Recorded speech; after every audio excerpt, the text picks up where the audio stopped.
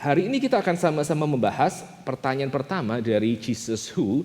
Dan pertanyaan pertama itu adalah, apakah Yesus hanya sekedar mitos saja? Apakah Yesus hanya sekedar karangan orang dan dia tidak pernah betul-betul menjadi tokoh sejarah?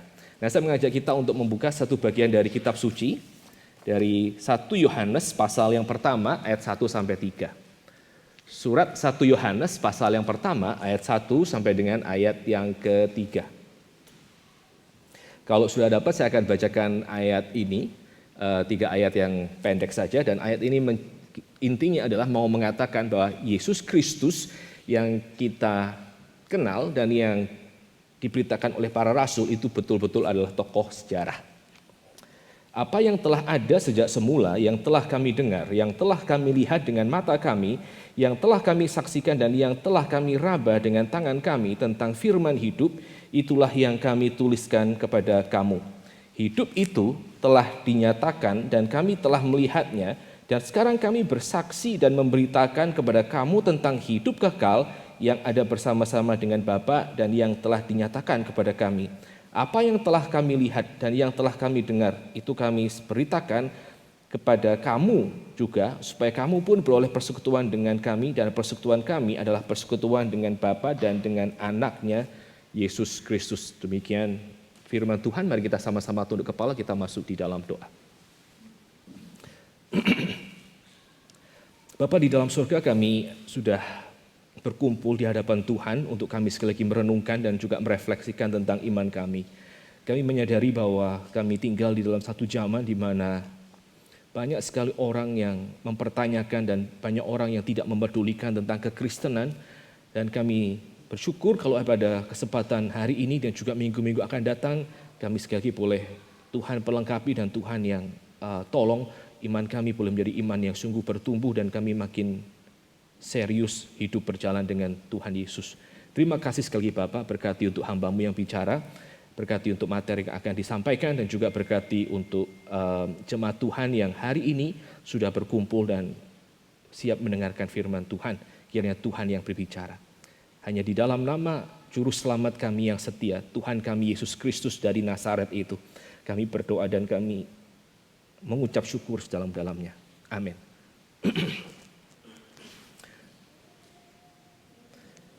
Saudara, satu hal tentang iman Kristen yang kita harus sadari, yang membedakan iman Kristen dari banyak sekali iman atau kepercayaan di luar sana adalah tentang historisitas dari kekristenan.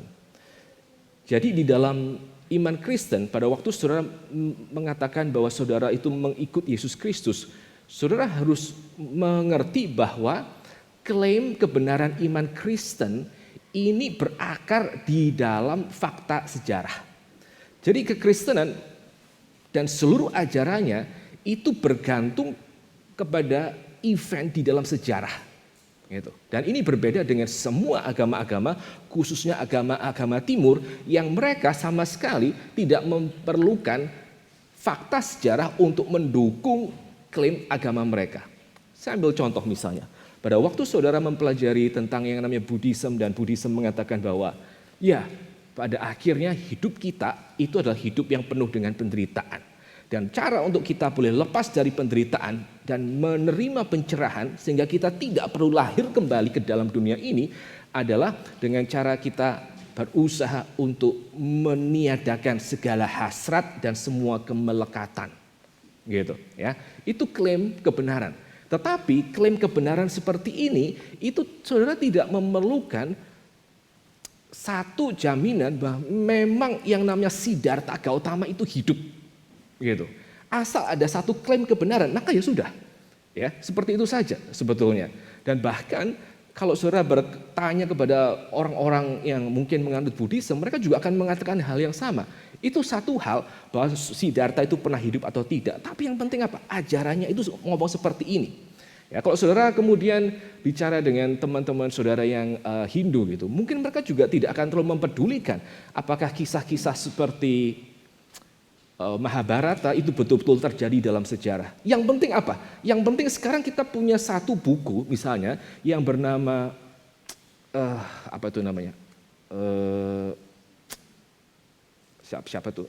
Ya, yang penting kita punya kisah Mahabharata di mana kita misalnya bisa mendengarkan ujaran-ujaran Krishna kepada Arjuna, dan semua ujaran-ujaran Krishna kepada Arjuna ini merupakan prinsip kehidupan yang kita bisa aplikasikan. Tetapi apakah kisah itu sendiri itu pernah terjadi dalam sejarah, itu nomor 2. Bahkan ya kalau tidak ada pun tidak apa-apa. Yang penting ini. Ya, kalau sudah mempelajari yang namanya Hinduism, mereka tidak punya pendiri atau tokoh historis seperti yang kita miliki di dalam kekristenan atau di dalam ya misalnya apa? Ya Judaism. Yang mereka miliki di dalam Hinduism itu adalah sekelompok orang-orang sage, sekelompok para guru yang mereka di dalam tahap tertentu mengalami pengalaman-pengalaman mistik. Dan pengalaman-pengalaman mistik itu mereka tuliskan di dalam Veda. Ya, tetapi siapa guru-guru ini, lalu apakah pengalaman mistik itu adalah satu hal yang bersifat sejarah? Nggak penting sama sekali, saudara. Ya, tidak penting sama sekali. Nah, sementara kekristenan itu berbeda. Karena apa? Karena pada waktu kita mengatakan bahwa iman Kristen adalah iman yang bisa memberikan engkau pengampunan dosa. Pada waktu kita membaca kitab suci dan Tuhan Yesus kemudian mengatakan, akulah jalan kebenaran dan hidup. Tidak ada satu orang pun bisa sampai kepada Bapa kalau tidak melalui aku. Semua klaim-klaim kebenaran ini bergantung sepenuhnya kepada pertanyaan apakah Yesus Kristus itu betul-betul ada. Ya. Nah, saya mau ajak kita pada minggu ini untuk kita melihat beberapa slide dan kita akan belajar bagaimana kita sebagai orang Kristen kita boleh sungguh-sungguh mengerti bahwa Yesus Kristus itu betul-betul adalah tokoh sejarah. Nah, saya mau perlihatkan beberapa hal untuk membuat kita mengerti tentang keunikan iman Kristen. Ya, saya ajak kita untuk lihat slide yang pertama. Oke. Satu kutipan dari seorang Chinese philosopher dan juga sekaligus jago kungfu, Master Oogway. Ya. Saudara yang pernah nonton Kung Fu Panda, saudara pasti hafal kutipan ini. Yesterday is history, tomorrow is a mystery, but today is a gift. That's why it's called the present. Ya, kemarin itu adalah sejarah, esok adalah misteri, tapi hari adalah satu pemberian. Makanya itu disebut sebagai present. Ya. Nah, saudara, kalimat ini benar tidak? Ya, kalimat ini ada benarnya kan? Ada benarnya. Tetapi ya, saudara tidak akan peduli apakah Master Oogway itu betul-betul ada atau tidak gitu. Yang penting kalimat ini inspiring dan saudara bisa pakai untuk posting di dalam status WA saudara. Ya, dan mungkin saya juga bisa hidupi kalimat seperti ini. Karena memang hari ini itulah satu pemberian, adalah satu gift. Gitu ya, saudara bisa terima, saudara bisa kemudian rayakan tanpa kita peduli Master Oogway itu pernah hidup atau tidak. Lalu kemudian slide yang berikutnya. Oke, mari kita lihat sama-sama anak-anak. Anak-anak Allah maksudnya. Oke, sorry. Nah, ini adalah kutipan dari Spider-Man. Ya, satu kutipan dari Spider-Man. Nah, saya nggak tahu ini di dalam komik yang mana, di dalam adegan seperti apa. Tetapi di dalam bagian ini, si Spider-Man itu dia mengatakan kepada orang yang dia tolong. Bahwa with great power comes great responsibility. Dia quote kutipan dari Uncle Ben Parker yang pernah diucapkan kepadanya. Ya. Dan pada waktu kita melihat kutipan seperti ini, waduh, kita rasa kita tertegur. Iya ya, saya ini punya banyak power tapi saya malah pakai buat korupsi. Tetapi si Spider-Man ini mengatakan bahwa justru pada waktu engkau punya banyak power, engkau punya banyak responsibility untuk melayani orang lain. Ya. Nah, kita bisa kemudian hidup lebih baik pada waktu kita mendengarkan kalimat dari komik Spider-Man ini tanpa kita perlu ngurus apakah Spider-Man atau Peter Parker itu adalah betul-betul tokoh sejarah dan pernah betul-betul hidup. Ya, nggak penting, ya, nggak penting sama sekali. Nah, tentu saja yang ketiga, salah satu film kesukaan saya. Nah, ya, Olaf itu pada waktu di dalam sesi terakhir, adegan terakhir film Frozen. Dia mengatakan seperti ini, dia akhirnya betul-betul celik gitu ya. Pada ketika si Anna itu mengkorbankan dirinya untuk menyelamatkan Elsa. Only the act of true love will thaw a frozen heart. Betul-betul hanya satu tindakan kasih yang sejati yang dapat melelehkan hati yang membeku. Wah, waktu kita lihat seperti ini kita rasa benar juga ini. Ya, semua prinsip tentang kehidupan yang baik itu bisa dirangkumkan dalam satu kalimat. Tanpa kita perlu percaya bahwa si Olaf, anak Frozen, lalu si siapa itu? yang rusa salju itu betul-betul ada. Nggak penting sama sekali mereka. Yang penting apa? Yang penting prinsip ini adalah satu hal yang kita bisa hidupi dan kita bisa terapkan. Nah, saya mau mengatakan bahwa pada waktu kita membandingkan agama-agama, khususnya agama-agama timur ya, dengan kekristenan, maka boleh dikatakan semua agama-agama timur itu mirip dengan kutipan-kutipan yang tadi itu kita baru lihat. Semua kalimat-kalimatnya mungkin sangat indah, sangat baik, sangat inspiring, bisa diterapkan tanpa kita perlu betul-betul percaya bahwa semua kisah-kisah itu adalah kisah-kisah sejarah. Ya, tetapi kekristenan itu berbeda. Sekali lagi ya, kekristenan itu berbeda karena klaim kebenaran di dalam kekristenan itu mengasumsikan ini merupakan satu historical fact. Jadi pada waktu ada orang mengatakan Yesus Kristus itu hanya sekedar mitos, dia hanya sekedar karangan orang, dia tidak pernah betul-betul ada, maka itu merupakan satu klaim yang menghancurkan dan berpotensi untuk menggoyahkan iman. Ya. Nah, hari ini kita mau coba sekali lagi melihat beberapa hal di dalam sejarah yang menyatakan bahwa Yesus Kristus itu betul-betul tokoh yang real, ya, tokoh yang real. Nah, bagaimana caranya untuk kita mengerti bahwa Yesus Kristus itu betul-betul historical figure, adalah tokoh sejarah dan bukan hanya sekedar mitos. Nah, kalau saudara mempelajari studi tentang sejarah, maka saudara akan mendapatkan bahwa ada beberapa kriteria untuk menentukan apakah catatan sejarah tentang seseorang ini adalah satu catatan sejarah yang kita bisa percaya. Nah, ada begitu banyak kriteria, tetapi untuk khusus minggu ini saja kita akan lihat satu kriteria, ya, satu kriteria utama, yaitu apakah satu tokoh tertentu itu kehidupannya dicatat oleh berbagai macam sumber. Itu kriteria yang akan kita pakai, multiple attestation.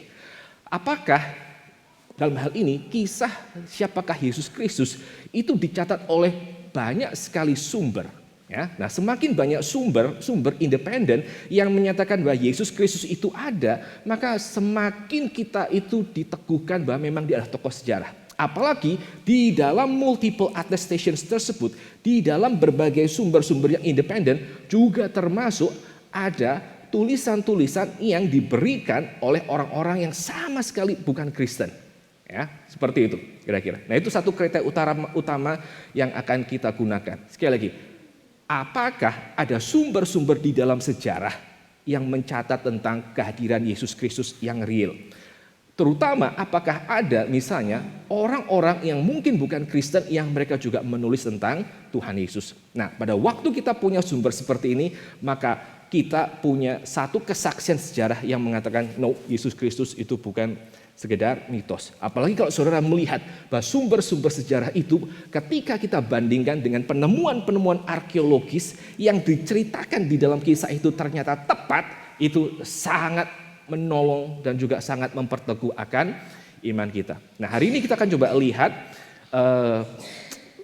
mungkin 2-3 bagian dari historisitas Tuhan Yesus. Kita akan melihat yang pertama historisitas Tuhan Yesus dari sumber-sumber Kristen. Ya, dari sumber-sumber Kristen. Lalu kemudian yang kedua kita akan melihat historisitas Tuhan Yesus dari sumber-sumber yang non-Kristen. Ya, tapi untuk sumber yang Kristen kita nggak akan habiskan waktu terlalu panjang. Ya, assuming saudara percaya ini adalah firman Allah dan itu histori. Ya. Oke, bagian yang pertama. Oke, sumber Kristiani. Sorry, saya lupa terjemah itu. New Testament authors, pengarang-pengarang perjanjian baru. Tapi ya, this is a daily English words ya. Nah, satu hal yang kita harus sadari ya saudara. Pada waktu kita itu lihat kepada sumber-sumber Kristen adalah tulisan-tulisan awal, tulisan-tulisan tentang Tuhan Yesus itu muncul secara immediate, muncul dengan sangat cepat sekali. Dibandingkan dengan muncul sangat awal pada waktu kita perhatikan kapan Tuhan Yesus itu hidup dan kapan dia mati. Ya, jadi penulisan sangat awal tentang Tuhan Yesus dan jumlah manuskrip bahasa Yunani yang kita miliki itu boleh melayani sebagai satu historical evidence bahwa Yesus Kristus itu betul-betul hadir. Nah, kalau kita melihat misalnya bahwa Tuhan Yesus itu mati disalibkan pada tahun 33 Masehi, Dan kita menemukan bahwa tulisan awal tentang Tuhan Yesus itu ada di tahun 45 Masehi, maka kira-kira jarak antara hari terakhir Tuhan Yesus dengan tulisan pertama yang menyatakan tentang kehadiran dalam dunia itu hanya sekitar 15 tahun. Itu waktu yang sangat singkat sekali. Dan tulisan pertama yang kita miliki tentang Tuhan Yesus yang sangat awal itu ada di dalam kitab Galatia. Jadi kitab Galatia itu ditulis sekitar tahun 45. Beberapa scholars mengatakan kitab Galatia itu ditulis pada tahun 40. Jadi sudah bayangkan ya, jadi cuma selisih 7 tahun itu sudah ada cerita, ada satu sumber yang menyatakan tentang kehadiran Tuhan Yesus. Ya, dan total kopi dari seluruh sumber-sumber bahasa Yunani yang kita miliki itu ada 5.000 manuskrip, 5.000 tulisan tangan. Ya. Nah, kalau kita lihat hanya satu kalimat seperti ini, maka kita menemukan bahwa ya ini hanya sekedar angka saja. Terus apa signifikansinya? Gitu. Nah, untuk melihat signifikansinya, mari kita akan bandingkan dengan dua tokoh sejarah yang lain yang hidup sebelum Tuhan Yesus dan hidup sejaman dengan Tuhan Yesus. Ya. Nah, tokoh sejarah yang pertama adalah Alexander the Great. Alexander the Great. Ya. Alexander the Great itu hidup sekitar awal abad yang keempat. Jadi dia hidup sekitar 356 sampai 323 Masehi. Dan kita itu bisa punya banyak kisah-kisah tentang Alexander the Great. Dia pergi kemana, dia menjadi raja pada umur berapa, nama kudanya siapa, nama papanya siapa, lalu kemudian teman-temannya seperti apa dan semuanya. Kita bisa punya begitu banyak kisah tentang Alexander the Great sampai dia bisa dibuat satu movie gitu ya, sampai bisa ada buku tentang biografinya Alexander the Great. Tapi saudara mesti tahu bahwa Alexander the Great, orang yang sangat besar itu yang hidup pada abad keempat sebelum Masehi, sumber yang kita miliki, yang kita masih punya hari ini tentang Alexander the Great itu berasal dari awal abad kedua. Ditulis oleh satu orang bernama Flavius Arrian. Ya, Flavius Arrian. Jadi antara hidup Alexander the Great dengan sumber sejarah yang kita miliki sampai hari ini yang menceritakan tentang hidupnya dia, itu rentang waktunya 400 tahun. 400 tahun, dan di dalam 400 tahun itu ya, kita hanya punya sekitar 36 manuskrip saja. Ya. Nah, kalau saudara yang tanya, waktu Tuhan Yesus hidup dibandingkan dengan waktu Alexander the Great hidup, pengaruhnya besar mana? Ya, pengaruhnya besar mana?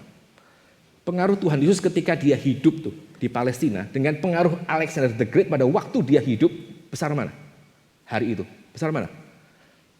Besar Alexander the Great loh. Besar Alexander the Great. Tuhan Yesus itu dia cuma hidup di tanah kecil yang Palestina itu. Itu cuma sekedar pinggirannya. Aduh, itu wilayah gak penting sama sekali di dalam kekaisaran Roma.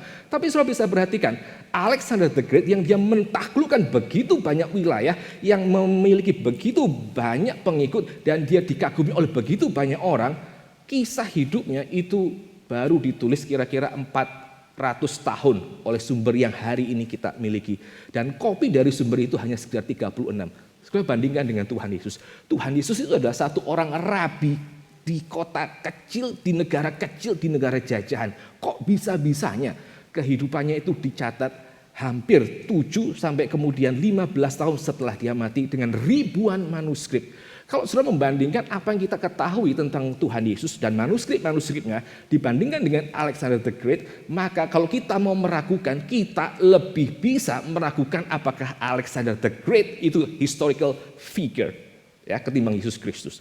Nah, kita mau coba lihat, bandingkan dengan satu tokoh yang lain yang dia hidup sejaman dengan Tuhan Yesus, yaitu adalah Kaisar Tiberias. Ya, Kaisar Tiberias itu memerintah pada tahun 14 sampai tahun 37 Masehi. Jadi ini di dalam rentang waktu yang sama dengan kehadiran Yesus Kristus di dalam sejarah. Nah, kisah dari Kaisar Tiberius. Ingat ya, ini kaisar. Waktu dia hidup, maka pengaruhnya itu luar biasa besarnya karena dia kaisar Romawi.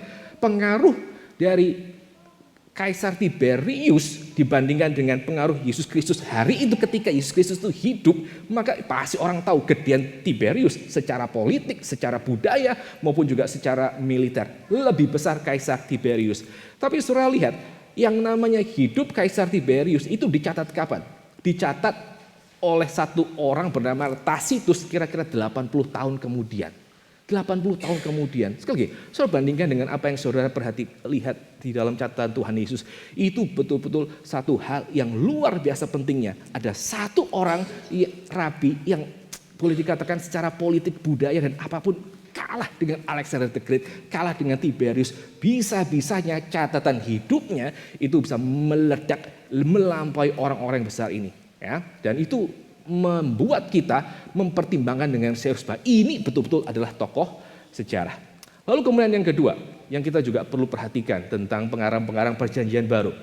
Semua pengarang perjanjian baru, semua orang Kristen mula-mula di dalam era perjanjian baru, pada waktu mereka berkhotbah, pada waktu mereka bersaksi, kesaksian mereka cuma punya satu arah, yaitu apa? Yesus Kristus adalah Allah dan dia sudah mati dan kemudian dia bangkit sendiri. Ini adalah berita kekristenan, ini adalah message yang disampaikan oleh kekristenan. Nah sekarang saudara bayangkan saja, kalau message-nya seperti ini, ya, message-nya seperti ini dan ini kemudian menjadi satu message yang mengganggu stabilitas Romawi dan stabilitas orang-orang Yahudi, maka adalah mudah sekali untuk mereka menggugurkan klaim seperti ini pada waktu mereka betul-betul tahu bahwa Yesus Kristus itu tidak pernah ada. Ya, itu gampang sekali. Apalagi klaim Yesus Kristus itu sudah bangkit dari kematian. Kalau memang Yesus Kristus itu tidak pernah ada, maka klaim seperti itu mudah sekali diselesaikan dan nip apa istilahnya nip in the bud gitu. Dimatikan sejak dia awal mulai berkembang. Tinggal panggil aja Pontius Pilatus, tinggal periksa saja kemudian orang pejabat-pejabat misalnya di Bethlehem atau Nazaret dan mereka menyatakan tidak ada orang seperti ini. Ya, jadi sebenarnya klaim kekristenan tentang ada rabi bernama Yesus Kristus yang kemudian mati dan bangkit itulah satu klaim yang hari itu bisa diverifikasi dan juga bisa difalsifikasi, bisa disangkal dengan mudah oleh otoritas Roma. Tetapi kalau sudah memperhatikan catatan sejarah, tidak pernah ada baik dari pihak Yahudi maupun pihak Romawi yang mengatakan bahwa semua tulisan tentang Tuhan Yesus itu hanya sekedar mitos. Itu tidak pernah ada. Nah, saya tuh waktu mempersiapkan bagian ini, saya baru belajar bahwa ide bahwa Yesus Kristus itu mitos itu kira-kira muncul pada waktu sekitar revolusi Prancis. Jadi itu belasan abad setelah kehidupan Tuhan Yesus. Tetapi orang-orang yang hari itu mereka tinggal di sekitar abad pertama dan abad kedua, mereka sama sekali tidak pernah meragukan bahwa Yesus Kristus itu betul-betul adalah tokoh sejarah. Dan kemudian yang ketiga, ya, untuk poin yang terakhir untuk bagian ini, ya, kita mesti memperhatikan juga kalau memang Yesus Kristus itu adalah mitos saja, adalah ilusi saja, adalah karangan kosong orang-orang Yahudi saja, maka pertanyaan berikutnya adalah orang-orang Yahudi yang mereka melakukan hal itu, mereka melakukan atas motivasi apa? Nah, ada satu orang apologet Kristen yang dia adalah seorang mantan detektif ya, bernama J. Warner Wallace. Dia mengatakan satu kalimat seperti ini, orang itu berbohong tentang sesuatu biasanya dimotivasi oleh tiga hal. Ya. Orang itu bisa mengarang-arang kisah yang tidak ada karena dimotivasi oleh tiga hal ini. Dan kita tahu semuanya itu. Biasanya apa? Biasanya karena dia ingin memperoleh kuasa, dia bohong. Dia ingin memperoleh keuntungan secara finansial, dia bohong. Dia misalnya ada satu relasi dengan lawan jenis, maka dia akan mau untuk berbohong. Tetapi pertanyaannya adalah, orang-orang yang menyatakan dan bersaksi tentang Tuhan Yesus, bahkan menulis kitab suci perjanjian baru, mereka dapat apa pada waktu mereka itu menyatakan bahwa Yesus Kristus itu mati dan bangkit? Mereka dapat apa? Mereka tidak mendapatkan kedudukan yang prestigious, mereka tidak mendapatkan kemudian keuntungan finansial, mereka juga tidak mendapatkan kemudian sexual gratification, mereka tidak mendapatkan semuanya itu. Yang mereka dapatkan adalah mereka justru menjadi orang-orang yang dibunuh dan mati sampai akhir. Nah, saudara bisa bayangkan, kalau orang-orang seperti ini mempertahankan iman mereka dengan sangat-sangat berani di bawah tekanan dan di bawah penyiksaan mengatakan bahwa Yesus Kristus itu adalah Tuhan mereka dan betul-betul mati dan bangkit untuk mereka, maka orang-orang seperti ini yang mereka menyerahkan nyawa mereka tanpa mendapatkan imbalan di dalam dunia ini, itu merupakan satu bentuk kesaksian yang memperkuat klaim bahwa apa yang mereka katakan itu betul-betul satu hal yang mereka percaya benar. Dan klaim mereka adalah Yesus Kristus itu betul-betul tokoh sejarah. Dan di dalam hidup Yesus Kristus dalam sejarah, dia adalah Allah yang menjadi manusia dan mati dan bangkit buat mereka. Ya, ini beberapa hal yang kita bisa perhatikan tentang penulis-penulis dan juga orang-orang perjanjian baru. Ya. Nah, bagian yang berikutnya adalah satu bagian yang kita akan coba sama-sama lihat. Apa sih yang orang-orang non-Kristen itu katakan tentang Tuhan Yesus? Dan ini merupakan satu bagian yang sangat penting. Ya. Karena pada waktu kita melihat bahwa orang yang tidak Kristen pun juga menulis tentang Tuhan Yesus, sekali lagi itu memberikan kepada kita historical evidence bahwa Yesus Kristus itu betul-betul tokoh yang real di dalam sejarah. Oke, nah sekarang kita akan coba perhatikan sumber-sumber non-Kristiani. Saya di sini hanya akan ambil 4 saja.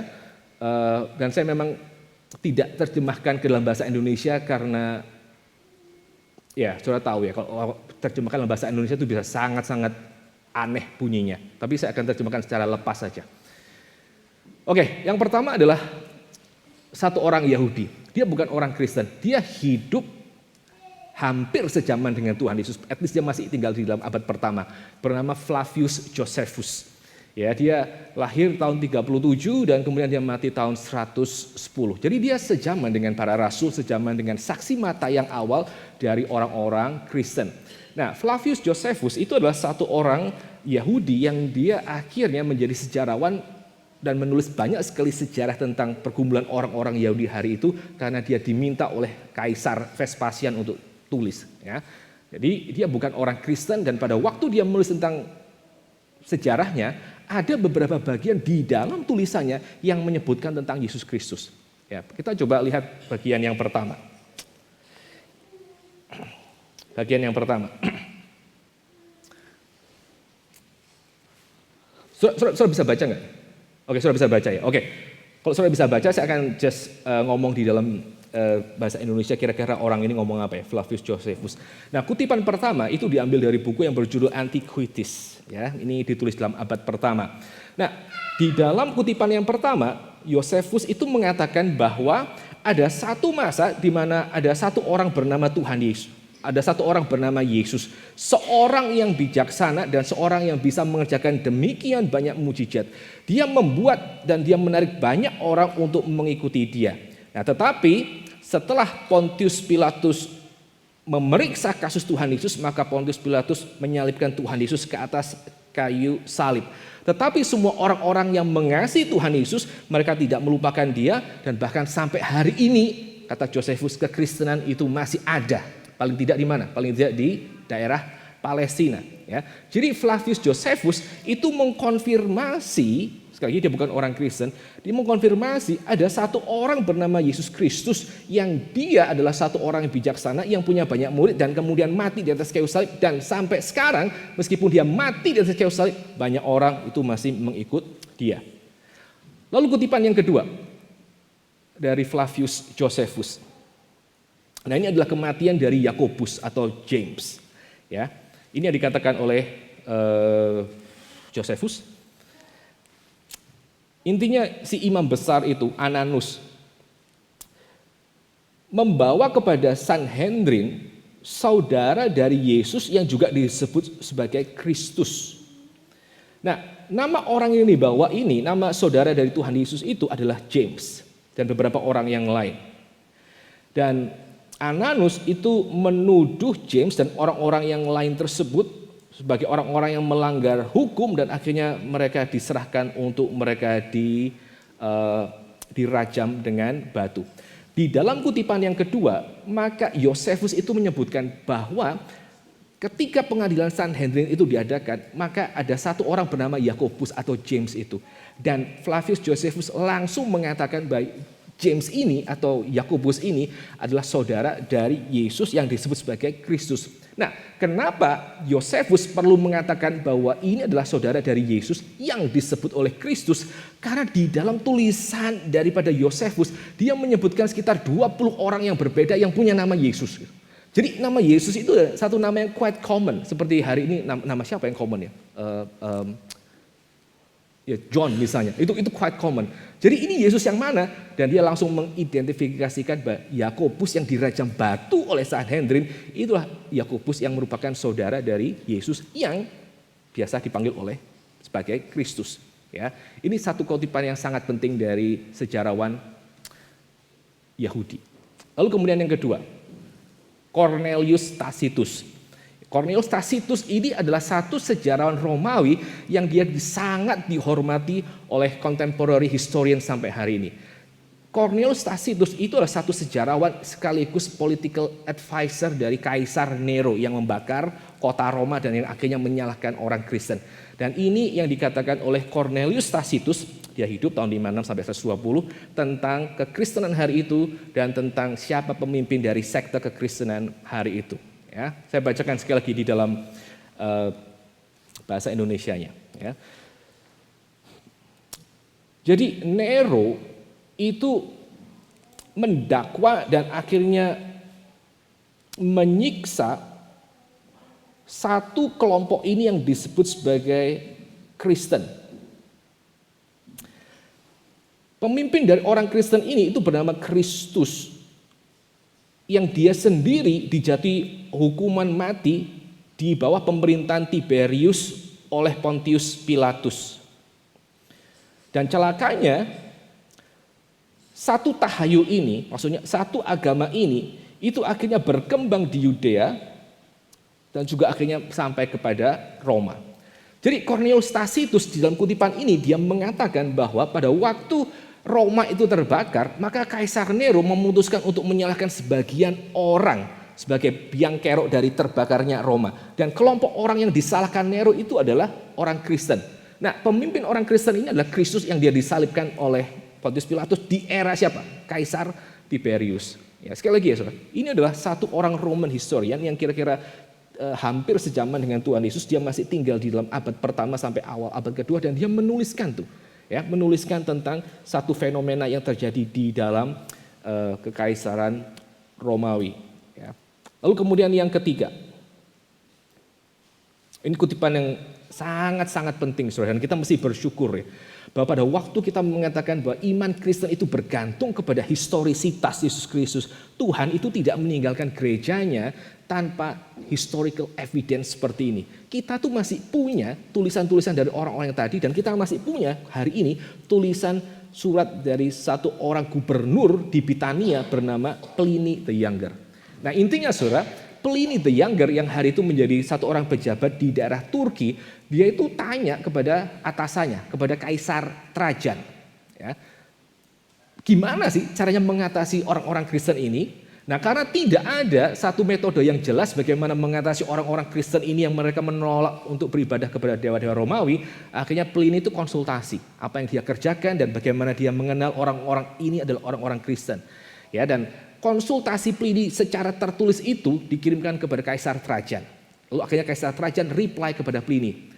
Dan mujizatnya saudara, puji Tuhannya, hari ini kita tuh masih punya suratnya Pliny yang dikirim kepada Trajan dan surat balasnya Trajan yang dikirim kepada Pliny. Itu. Ini abad pertama, saudara. Abad pertama kita masih punya bukti sejarahnya yang diakui sebagai bukti sejarah yang sah oleh para historian. Dan ini satu paragraf di dalam suratnya Pliny kepada Trajan. Ya, bagaimana caranya mereka mengenali bahwa ini loh orang Kristen yang perlu dianiaya itu. Ya. Oke, jadi Pliny mengatakan di dalam kutipan ini ya, bahwa si orang-orang Kristen ini, they asserted bahwa inti dari kesalahan mereka adalah mereka itu senantiasa berkumpul pada satu hari tertentu sebelum matahari terbit dan mereka menyanyikan puji-pujian kepada Kristus seolah-olah mereka menyanyikan pujian kepada Allah. Dan orang-orang ini mereka mengikatkan diri mereka dan mereka berjanji dan bahkan bersumpah untuk mereka tidak melakukan kejahatan, untuk mereka tidak melakukan penipuan, pencurian, perzinahan, atau mereka bersaksi palsu. Itu yang dikatakan oleh Pliny the Younger. Kalau cara saya tahu mereka adalah orang Kristen itu bagaimana? Karena mereka selalu berkumpul pada hari tertentu dan mereka menyanyikan pujian seakan kepada Kristus, akan mereka menyanyi kepada para dewa, kata Pliny the Younger. Dan mereka berjanji untuk hidup baik-baik. Itu ciri orang Kristen menurut Pliny the Younger. Ya. Nah, lalu yang berikutnya, Lucian dari Samosata. Ini kutipan terakhir. Lucian Samosata itu hidup di awal abad kedua, dan ini yang dia katakan tentang kekristenan yang hari itu mulai berkembang. Orang-orang Kristen, kata Lucian, sebagaimana engkau tahu, itu menyembah seorang manusia sampai hari ini. Satu pribadi tertentu yang memperkenalkan ritual yang baru dan yang disalibkan gara-gara ritual yang baru tersebut. Nah, engkau lihat sekarang bahwa orang-orang Kristen, makhluk-makhluk yang kasihan ini, mereka mengatakan bahwa mereka itu punya hidup yang kekal. Sehingga mereka berani untuk menghina kematian dan mereka rela untuk menyerahkan diri mereka untuk melayani sesama yang lain. Kata Lucian dari Samosata. Ya. Nah, saudara perhatikan saudara, saya akan coba summary, melakukan rangkuman dari hal-hal yang tadi kita lihat tentang sumber-sumber non-Kristen. Yang saya tampilkan di sini itu hanya sekedar bagian kecil dari begitu banyak sumber-sumber non-Kristen yang kita miliki. Ya, tapi kalau saya tampilkan semuanya itu satu hal yang mungkin akan sangat melelahkan untuk kita ikuti. Tapi dari 4 sumber yang tadi saya perlihatkan, 1 dari orang Yahudi, Josephus, dan 3 dari orang Romawi, kita bisa melihat hal-hal yang penting tentang kekristenan seperti ini. Ya, rangkuman. Ini cuma dari sumber non-Kristen. Ya. Poin pertama adalah Yesus itu disembah sebagai Allah. Ini siapa yang bilang? Pliny the Younger. Yesus mengerjakan mujizat. Ya, Yesus mengerjakan mujizat. Ini siapa yang bilang? Josephus.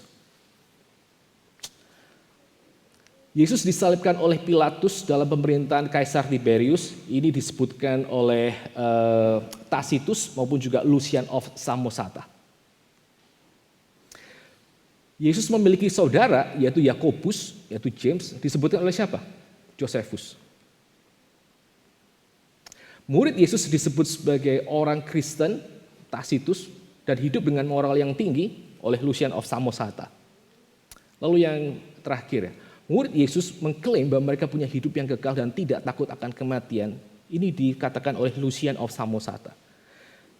So, perhatikan, sekalipun kita tidak punya catatan perjanjian baru at all, tapi kita punya tulisan dari orang-orang pagan ini yang bukan Kristen, kita bisa merekonstruksi siapakah Yesus Kristus tanpa kita perlu lihat perjanjian baru. Ya, ini berkat yang sangat besar yang Tuhan itu berikan kepada dunia, kepada gereja khususnya. Kita bisa merekonstruksi siapakah Yesus Kristus, bahkan pada waktu kita misalnya kehilangan semua tulisan-tulisan di dalam perjanjian baru, saya bisa membayangkan itu. Historitas Yesus Kristus itu merupakan satu poin yang kita lihat punya evidence yang sangat-sangat kuat di dalam sejarah. Nah, terakhir saya akan perlihatkan satu grafiti. Ini adalah satu ukiran di batu yang berasal dari abad kedua.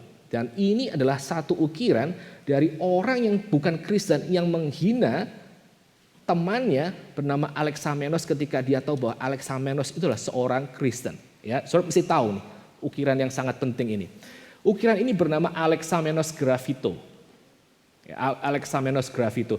Ini ditemukan di Roma dan ini diperkirakan dari abad kedua. Nah, kira-kira tempat di mana Alexamenos Graffito itu dibuat adalah satu rumah tempat menampung para budak.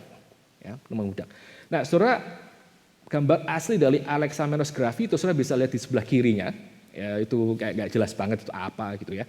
Tapi saudara bisa perhatikan gambar yang sebelahnya, ya, yang kita ya di mana gambar dari Alexamenos Graffito itu kita coba translate ke lembar putih dengan ya tinta warna hitam. Nah, yang saudara lihat di dalam Alexamenos Graffito itu apa? Itu adalah satu gambar di mana adalah satu orang dan dia berdiri di hadapan satu orang yang tersalib dengan kepala keledai. Gitu, ya. Kalau gambar itu saja, saudara, kita mungkin bisa merekonstruksinya ini di dalam berbagai macam cerita dan berbagai macam pengertian. Tetapi yang menarik adalah tulisan yang diukirkan di dalam batu tersebut. Nah, kita nggak terlalu jelas tulisannya seperti apa, ya. Tapi ini adalah satu bahasa Yunani yang bunyinya adalah Alexamenos sabete theon. Artinya Alexamenos worship his God. Alexamenos menyembah Allahnya.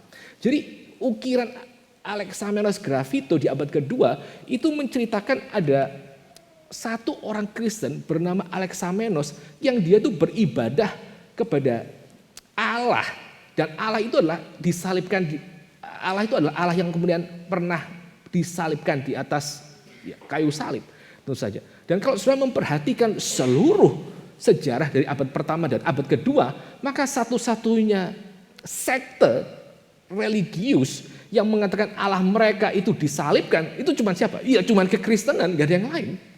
Jadi kisah tentang Yesus Kristus itu direkam oleh sumber-sumber Kristiani, sumber-sumber tidak Kristiani, maupun juga di dalam penemuan-penemuan arkeologis seperti ini. Saudara, itu historisitas daripada Yesus Kristus. Ya. Nah, saya akan tutup khotbah hari ini dengan just satu message saja, satu message yang sederhana saja. Ya. Kalau saudara melihat bahwa Yesus Kristus penyalipannya, lalu klaim dia sebagai Allah, dan apa yang dia sudah kerjakan kepada orang-orang Kristen untuk mereka boleh hidup dengan moral yang tinggi, itu betul-betul dicatat di dalam sejarah. Maka kita sebagai orang Kristen, kita juga harus menjadi orang-orang Kristen yang kita sendiri juga harus menantang diri kita. Apakah saya sudah betul-betul percaya kepada Yesus Kristus?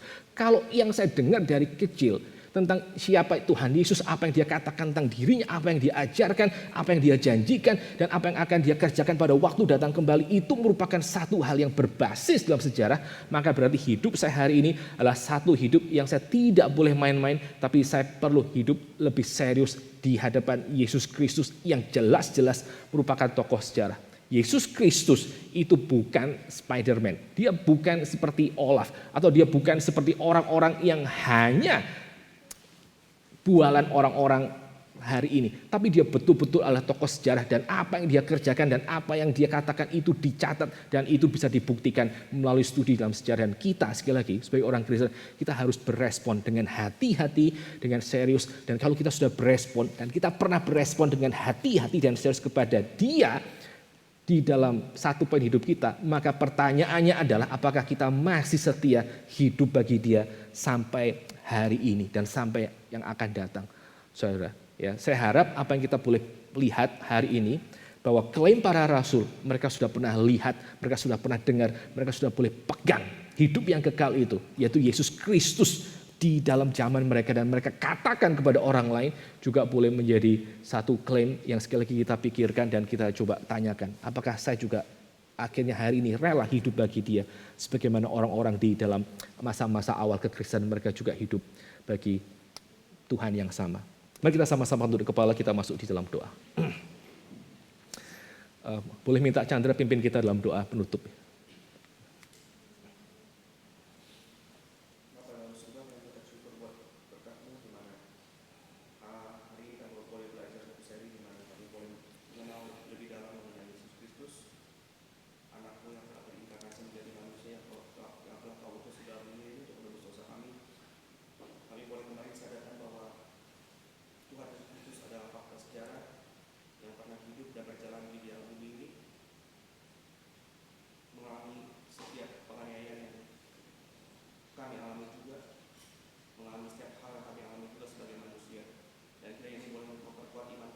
Ya Tuhan. Mengetahui bahwa Allah telah menjadi manusia yang mengerti setiap kesulitan dan kesusahan yang kami alami. Ini boleh menjadi kekuatan kami kalau kami boleh menyadari kembali kalau Yesus Kristus adalah manusia historis yang benar-benar pernah hidup di dalam dunia. Ini boleh menjadi kekuatan bagi kami menjalani sebagai manusia, dan ada pengharapan bagi kami ketika kami juga nanti akan bertemu dengan Yesus Kristus sebagai Raja ketika dia datang kedua kali dalam dunia ini. Ya Tuhan. Terima kasih Bapak, kiranya Kau terus pimpin Ya, dengan seri-seri berikutnya, kami boleh semakin mengenal Yesus ya Tuhan. dan apa implikasi dalam kehidupan kami. Terima kasih Bapak, kami bersyukur. Dalam nama Kristus kami berdoa. Amin. Amin.